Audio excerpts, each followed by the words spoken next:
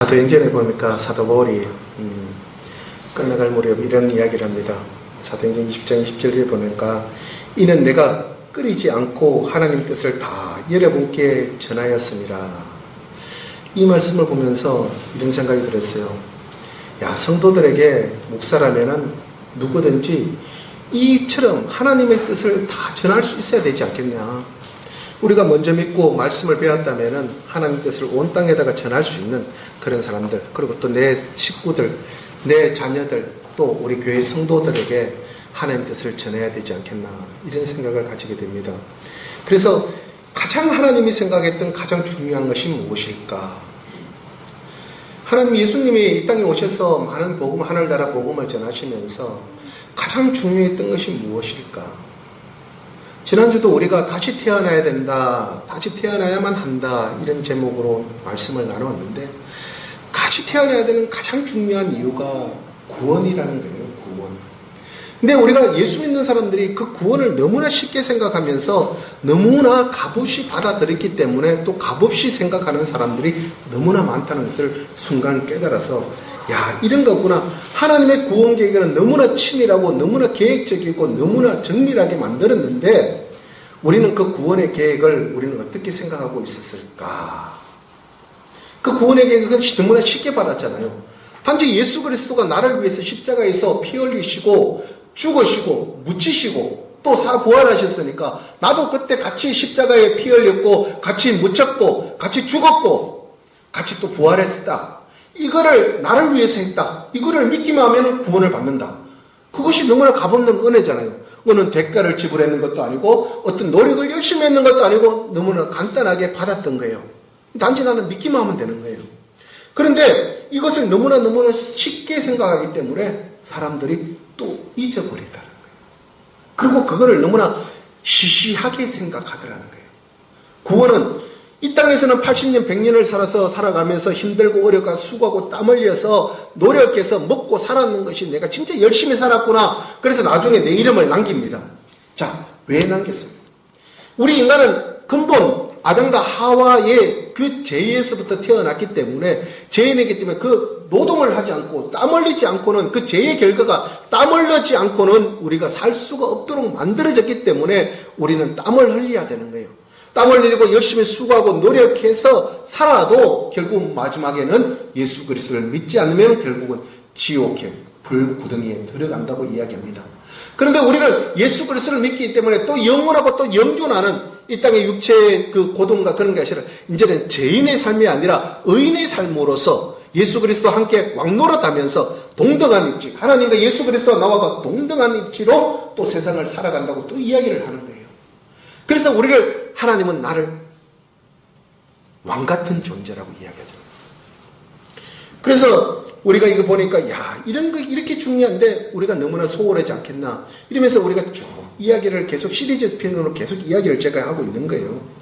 자, 그래서 구원 없이 교회를 다니는 것은 사람들이 말하는 도루묵 이렇게 이야기하잖아요. 허사라고 이야기합니다.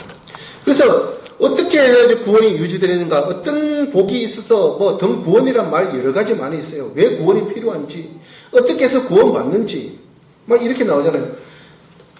프로야구 경기하니까 구원투수라는 게 있어요. 잘 나가다가 혹시나 패할까 싶어서 구원투수, 좀 그거를 살려낼 수 있는 그런 사람들을 구원투수가 나온다고 이야기하는 거예요.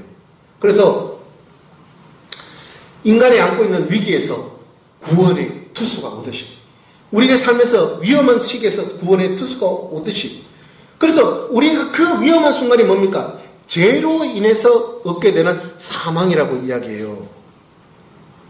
그 죄로 인해서 얻게 되는 그 사망, 다시 말해서 불구덩이에 등 불호수에 들어가는 그런 형벌을 받는 그런 모습이라고 이야기해요. 그때의 우리의 구원의 주제, 바로 예수님이 맞서 이야기하기를 뭐냐면 이스라엘 백성들한테 쫙 이야기하기를 야, 마가복음 보니까 9장에 보니까 야, 너희들 손에 범죄하거든 찍어내 뻔지라. 차라리 장애인으로 들어가서 영생에 들어가는 이 두 손 가지고 사는 것보다 낫다. 이렇게 이야기하잖아요. 그래서 이것을 찍어버리라. 이렇게 해서 우리 손을 짧게 잘라라. 노름해서 안 되니까 손을 잘라야 된다. 이런 개념으로 보시는 것보다 우리 이래서 이제 모든 것을 끊어낸다는 거예요. 끊어내고 오히려 주님, 내가 불편하고 장애인처럼 살아갈지 몰라도 내가 좋아하는 거, 내가 원하는 거 못하고 살아갈지 몰라도 다 끊어내고 그러면 내가 하지 못하면 어떻게 해요? 장애인이나 다름없잖아요. 그 장애인이나 다름없는 삶을 살아가더라도 결국은 그게 천국에 가서 영원하고 영존하다는 거 겨우 1년, 2년, 3년, 4년 이런 게 아니에요. 영존하다고 이야기하잖아요. 그것은 낫다. 그래서 우리 하나님에서는 어떤 상태인가 정확히 하나님 교회에 나온다면은 하나님의 눈으로 봐야 된다는 거예요.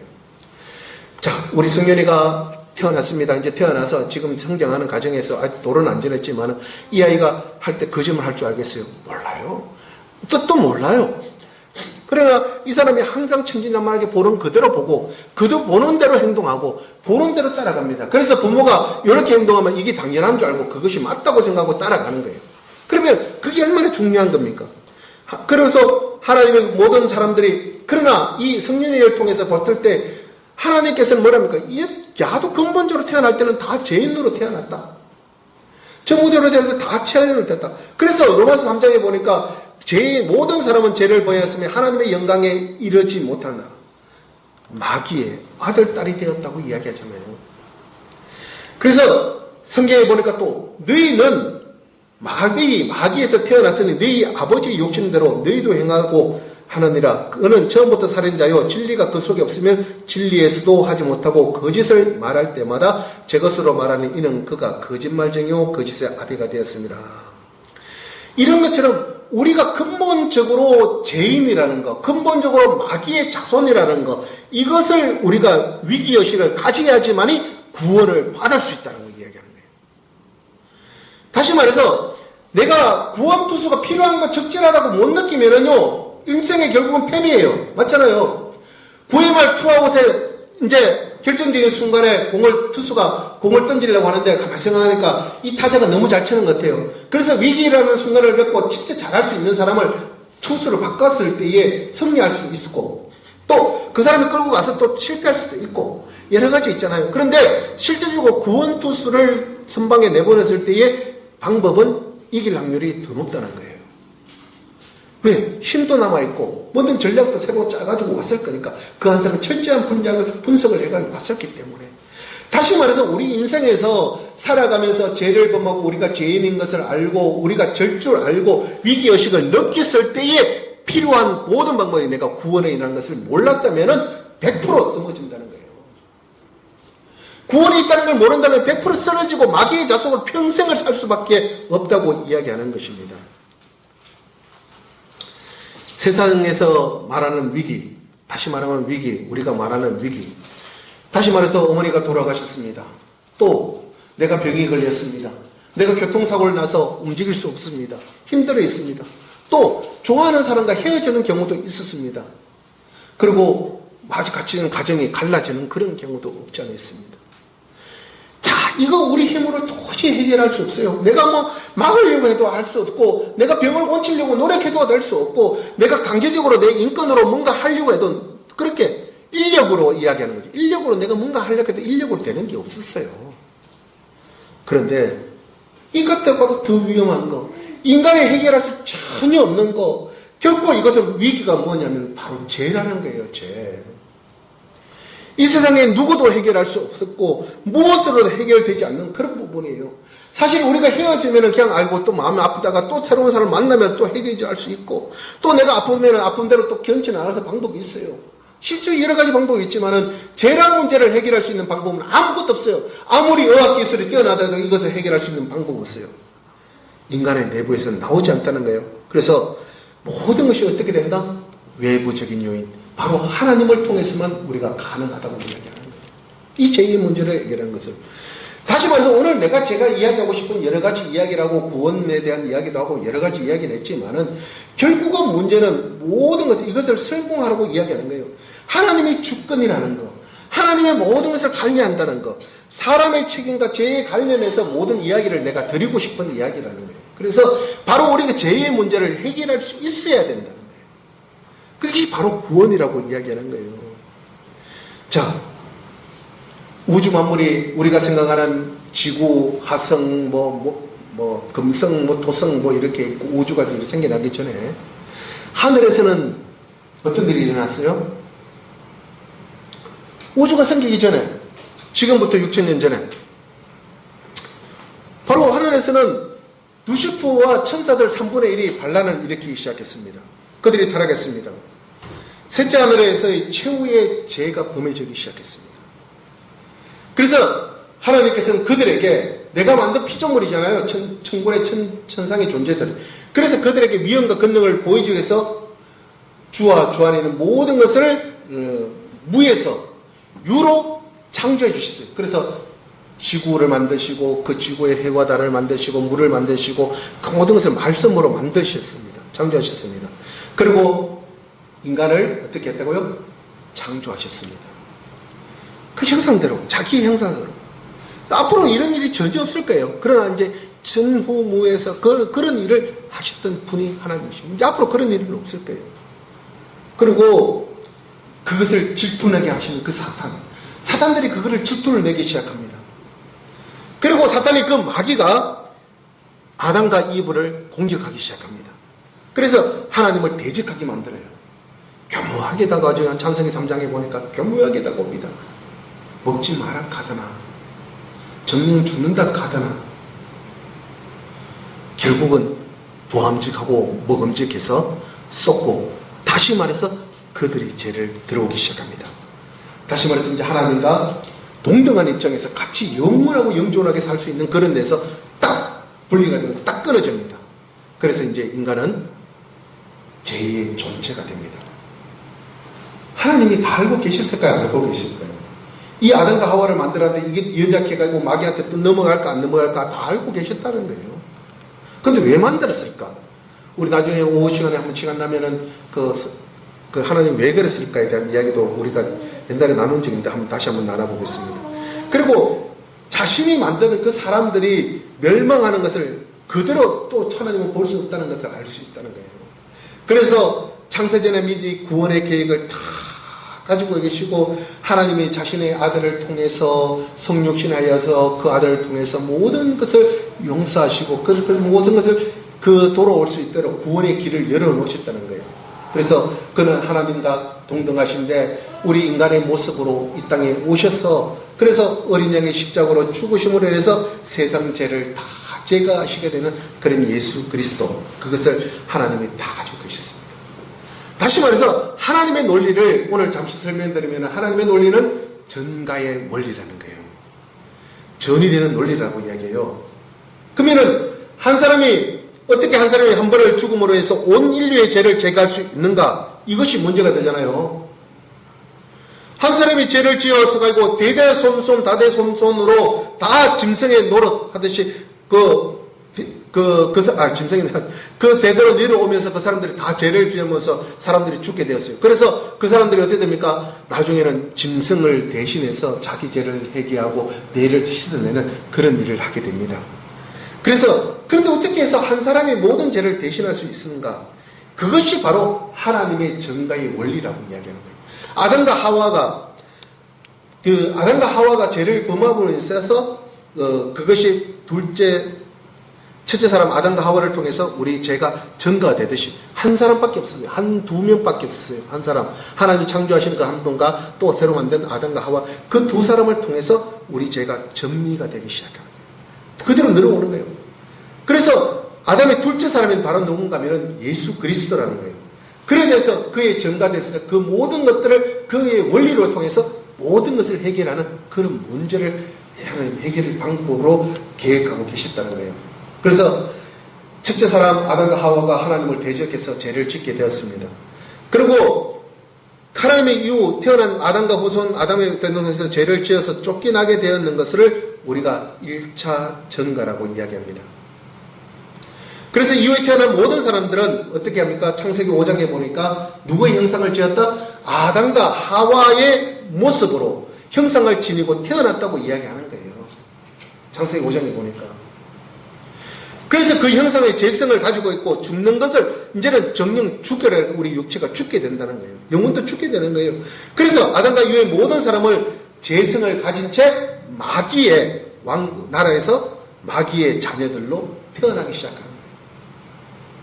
그래서 주님이 말씀하잖아요. 너희는 마귀 아비에서 태어났다.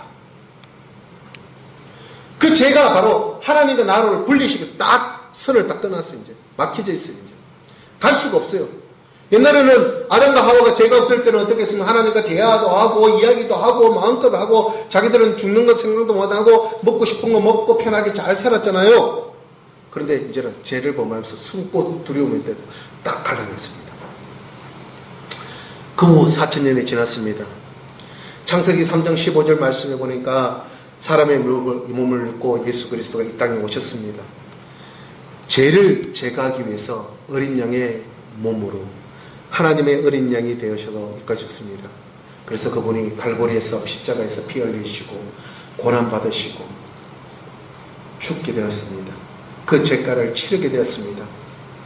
그 죄의 대가의 값어치, 그렇게 돈으로 환산할 수 있는 것은 바로 사망이라고 이야기를 해요. 그리고 그분이 그 사망이라는 죄가를 치러 주심으로 인해서 그분이 죽으시고 3일 만에 무덤에서 다시 부활하셨다고 이야기합니다. 그래서 첫째 아담의 후손들이 인간이 안고 있는 죄를 다 가져갔고 죽음됐고 사망의 모든 문제를 해결해서 이제 둘째 아담에게 정가의 원리가 적용되기 시작하는 거예요. 둘째 아담 예수 그리스도를 통해서 그 모든 원리가 적용된다는 거예요. 그래서 누구든지 예수 그리스도 안에 있으면은 그분과 함께 십자가의 피를 흘려 죄값을 치렀다고 이야기합니다. 그분과 함께 죽었다고 이야기합니다. 그분과 함께 부활했다고 이야기합니다. 그래서 이 세상의 모든 학문도 이래 보면 이런 원리가 있어요. 마찬가지로 구원에도 원리가 있듯이 이 모든 것이 원리 없이는 되지 않아요. 그래서 우리가 구원에도 원리가 있듯이 모든 것을 구원도 하나님이, 그래서 그리스도 안에 들어가 있으면은 나는 그리스도와 십자가에 달렸을 때 나는 죽었어. 그리스도가 부활했을 때 나는 살아났어. 우리 여기는 십자가 형상이 있는데 여러분들 십자가를 볼 때 그 형상의 이미테이션 이거를 볼 때 뭘 생각하고 봐야 되는가 하면요, 저 십자가 그냥 저거 귀신 쫓아내는 이런 방패로 보시면 안 돼요. 저 십자가 예수님이 저기서 십자가를 못 박혀 죽으실 때 여러분도 그때 같이 죽었어요. 저기서 그 십자가에 죽었습니다. 그리고 저 십자가에서 그 예수님이 딱 묻히시고 3일 만에 부활할 때 나도 거기 부활했다 이런 의미로 보는 거예요. 그런 의미가 십자가예요.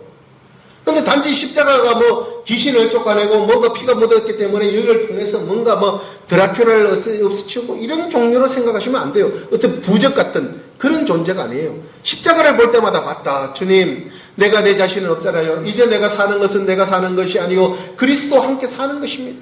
이제 내가 예수 그리스도 안에 사는 것입니다. 이제 그 십자가를 보므로 해서 나는 죽었습니다. 예수 그리스도가 그때 죽었을 때 2000년 전에 죽었을 때 나도 죽었습니다. 예수님이 부활했을 때 나도 부활했습니다.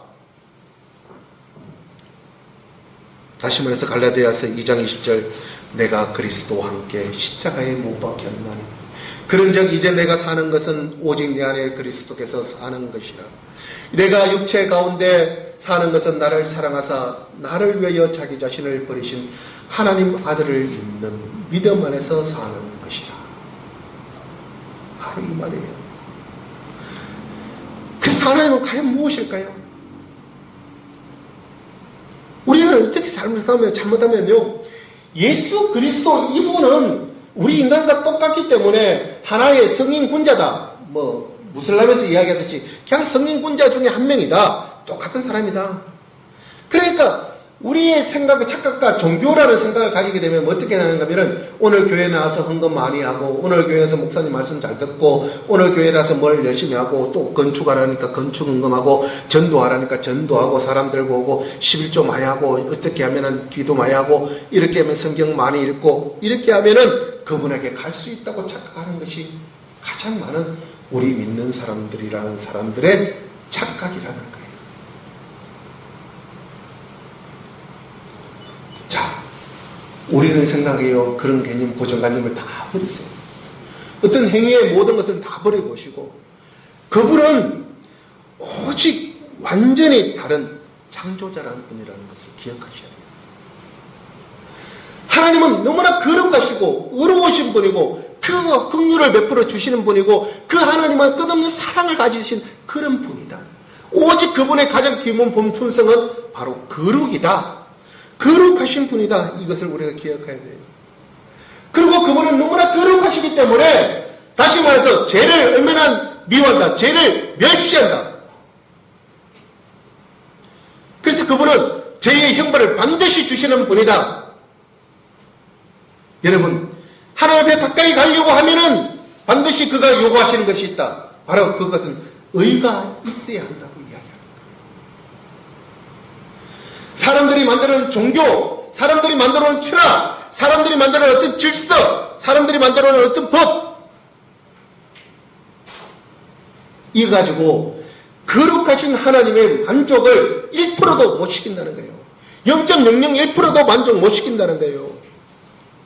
하나님의 거룩하신 그 기준에 미달하지 못한다고 이야기하는 것입니다. 로마서 10장 1절에 보니까 사도 바울이 이런 고백을 합니다. 내 마음에 원하는 바와 하나님께 구하는 바는 이스라엘을 위함이요 곧 너희를 구원받게 하느니라. 사도 바울이 간절한 마음으로 너희를 구원받게 하는 마음으로 이야기하는 거예요. 내가 정하노니 그들이 하나님께 열심히 있으나 올바른 지식에 따르는 것이 아니다. 열심히 교회 가서 기도하고 열심히 기도에 헌금하고 열심히 교회를 건축하고 열심히 뭔가를 하는데 그것은 올바른 것이 아니다. 하나님의 의를 모르고 자기 의를 세우려 한다. 내가 교회에 이걸 헌금했고 내가 이거를 교회에 바쳤으니까 내가 했어 이것만 내세우려고 한다. 내가 교회를 믿게 지었고 내가 어느 교회를 내가 지었고 내가 어디서 후원해서 내가 지었으니까 이거 내가 했는 일이다. 내 업적이다. 이것만 나타내려고 하고 있다. 그러니까 하나님 의를 모르고 의를 세우려고 하나님 의에 복종하지 아니하느니라. 그리스도의 모든 믿는 자들을 의를 위하여 율법이 마치니라. 예수 그리스도가 모든 믿는 자에게 그 의라는 것을 가르쳐주기 위해서 율법의 마침이 되었다 이야기하는 거예요. 그러면서 예수 그리스도 그 의가 없이는 하나님 나라에 절대 들어가지 못하고 영원히 쫓겨난다. 이것을 이야기하는 거예요. 그곳에는 사탄 마귀가 불신자들이 처한 큰 곳이 된다고 이야기하잖아요.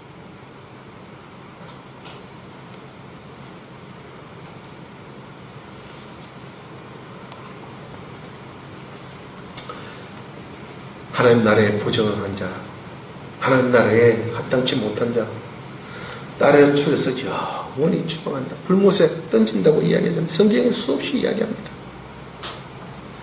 그래서 우리가 필요한 건 뭡니까? 그럼 하나님이 요구하시는 그 무엇입니까?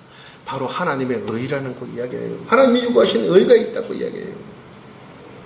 옛날에는 그래서 예수 그리스도 오기 전에는 우리가 죄를 지으면 짐승을 잡아서 힘없는 짐승을 잡고 흠없는 짐승을 잡아서 그 죄를 대신해서 잠시 가리워져서 제사장한테 들어가서 잠시 번제를 드릴 수 있습니다. 그런데 예수 그리스도를 통해서 한 번의 속죄가 되었다는 거예요. 그래서 하나님이 하신다는 거예요.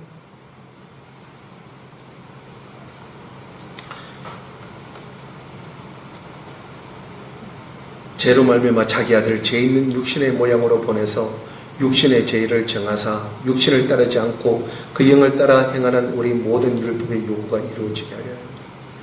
죄 없는 그를 죄 있는 사람의 모습으로 보내주셔서 거기서 육신에 따르지 않고 그 영을 따라가는 행하는 모든 율법의 요구가 이루어지게 하려 합니다. 여러분, 인간이 아무리 똑똑하고 아무리 과학이 뛰어나다 해도요, 하나님의 요구하시는 그 옳은 의라고 이야기하는 그 의를 창출할 수 없습니다. 왜? 인간은요, 아담과 하와 때부터 하면 타락해놨기 때문에 그 한 사람으로부터 죄가 전이되었고 그 전이에 대해서 우리 삶이 바뀌어졌다고 이야기하는 거예요. 그러면서 이제 모든 사람이 전달되었으니까 이 모든 사람들이 죄를 지었기 때문에 이야기하는 거예요. 그리고 우리에게 사망이 들어왔다고 로마서 이야기하잖아요. 사람이 죄를 지었으며 사망에 모든 사람이 이르는, 바로 우리의 이 모든 것을 로마서에 보니까 너무나 잘 기록되어 있어요. 로마서 3장 10절에서 18절 보니까 기록된 바 의인은 없나니 하나도 없고 깨닫는 자도 없고 하나님을 찾는 자도 없다고 이야기하잖아요. 하나님을 찾는 자도 없다고 이야기해요. 다 지어쳐 무익하게 되고 선을 행하는 자도 없사니 하나도 없다고 이야기합니다. 그들의 목구멍은 열린 무덤이요 그의 혀는 속임을 일삼는 그 입술은 독사의 독이었고 그 입에 저주와 악독이 가득하였고 그 발에 피 흘리는데 빠른지라 파멸과 고생이 그 길에 있어 평강할 길이 알지 못하고 그들이 눈앞에 하나님을 두려워함이 없느니라 함과 같으니라. 본질상 진노의 자녀들입니다. 세상에 소망도 없고 하나님도 없는 그런 사람이라고 에베소서에 이야기하지 않습니까? 여러분, 어제 터키나 시리아 이쪽에 지진 때문에 어떤 분들과 이야기하게 되었습니다. 참 거기 사도 바울이 복음을 전했던 그 터키 지역 복음이 활성화되었고 근데 지금 무슬람 지역이 되었습니다. 거기서 지진이 일어나고 사람들이 많이 죽었어요. 뭐 그것 때문에 그 사람들이 뭐 죄를 지어서 그랬습니까? 그거는 제가 알 바가 아니고요. 많은 사람들이 그 사람들이 왜 그렇게 재앙을 받습니까? 뭐 여러 가지 이야기를 하던데 그건 제가 알 바는 아닌 것 같아요. 제가 그리고 굳이 이야기할 것도 아니고 단지 그들도 우리가 그것을 보고 우리가 깨달아야 될 부분이 있다고 생각해요. 저는. 자, 그 사람들 하루 보면 너무나 허무하게 갔어요. 허무하게. 근데 터키에 지진이 일어났는 걸요 우리나라에서 미세한 진동을 느꼈다고 이야기합니다. 이 얼마나 먼 거리예요? 완전 극과 거기의 거리인데 우리나라에까지 전이가 됐다고 이야기해요. 미동이 일어났다고 이야기하다. 그런 것처럼 그 사람들 한순간에 모든 것이 무너지고 한순간에 모든 것이 깨어지고 삶이 다 파괴가 되고 모든 것이 끝나는 그런 순간. 야, 이거였구나. 하나님이 알게 하는 건 이런 거였구나. 바로 우리가 지금은 내가 멀쩡하고 잘 살고 잘 노는 것에도 예수 그리스도가 이야기하잖아요. 한날 오늘 자다가 내일 아침에 어찌 될지 모르는 그 네 목숨을 네 영원한 영생을 그분을 두려워하라고 아삽할 수 있는 그분을 두려워하라고 이야기하잖아요. 야, 이거였구나. 우리 사람들은 그냥 안타까워. 아이고 후원금 보내야지. 아이고 안타까워. 아이고 저 사람들 어째 저 사람도 어째. 아이고 많은 사람이 죽었네. 인구의 얼마가 죽었네. 앞으로 저게 얼마나 될지 모른다. 이렇게 이야기하잖아요. 어떤 과학자가 이야기합니다. 일본에 이제 좀 있으면 또 지진이 또 한번 일어날 건데 그 쓰나미가 일어나면은요 가상 시나리오를 일본에서 만드는 동영상을 보니까 32만 명이 죽게 됩니다. 그 여파가 한국까지도 올 수 있다고 해요. 야, 나는 괜찮겠지. 나는 지금 건강하니까 괜찮겠지. 우리 한치 앞도 모릅니다. 우리 근본 예수 그리스도. 제가 이야기하고 싶은 건 예수 그리스도. 그분을 믿는 믿음으로 살아가는 거예요. 그분이 나의 생명이요. 그분이 나의 길이요. 진리요. 생명이라는 거. 그래서 예수님이 말씀하잖아요. 너는 몸을 다하여 마음을 다하여 뜻을 다하고 목숨을 다하고 주 위에 하나님을 사랑하라고 하잖아요. 그 하나님을 사랑하는 마음으로 이제 내가 살아가야 되겠구나. 준비되어야 되겠구나. 구원받은 백성으로의 삶으로 준비되는 삶을 살아야 되겠구나. 설마 특히 사람들도 그래요. 계속 꾸준하게 지진이 매년마다 일어났대요. 7.8 뭐 이래가지고 주기적으로 계속 일어났대요. 그런데 그들이 깨닫지 못하는 거예요. 이제는 그 이스탄불 도시까지 거대한 지진이 일어난다고 이야기하더라고요. 이것처럼 우리가 준비된 삶을 살아야 됩니다. 언제 어떻게 될지 모르는 그런 삶이라고 이야기해요. 하나님 믿는 우리는 타락한 사람들과 같이 죄 가운데 있는 그런 사람들이 아니라 본질상 진노의 자녀들이고 세상에 소망이 없고 하나님 없는 그런 사람이 아니라 이제는 다시 태어나서 떨어져 나갔으며 그들이 다시 태어나서 즉시 길을 잃는 사람이 아니라 다시 태어나서 또 예수 그리스도를 바라보고 영원한 소망을 누리는 사람들. 예수님이 이 땅에 와서 사람들에게 사람의 마음이 무엇보다 거짓되고 너무나 악독하다, 사악하다. 아무도 그것을 막을 수 없겠구나. 사람이 이미 정죄를 받은 상태였고 하나님의 진노가 아래가며 자녀의 죄와 불신에 대한 변명할 수 없는 그런 상태가 되었다고 요한복음 3장 18절에 딱 이야기하잖아요. 여러분, 이 상태에서 우리가 예수 그리스도 그 의가 있기 때문에 그리스도가 주신 그 의들 때문에 그 십자가의 도, 십자가의 의 때문에 우리는 또 살 수 있는 기회를 얻었습니다. 구원을 여는 것을 얻을 수 있습니다. 그래서 우리는 구원받은 삶을 살아간다고 이야기하는 거예요. 그래서 무엇보다 마지막 때를 준비하는 저희들, 그 누구 세상의 어떤 행위가 중요한 것이 아니라 예수 그리스도를 믿는 사람이라면, 예수 그리스도의 십자가 사건을 기억하고 그것을 통해서 우리가 구원받은 걸 믿는다면 이제 그분의 의를 위해서 점점 하나님 나라로 같이 가는 그런 저와 여러분 되시기를 예수님 이름으로 축원합니다.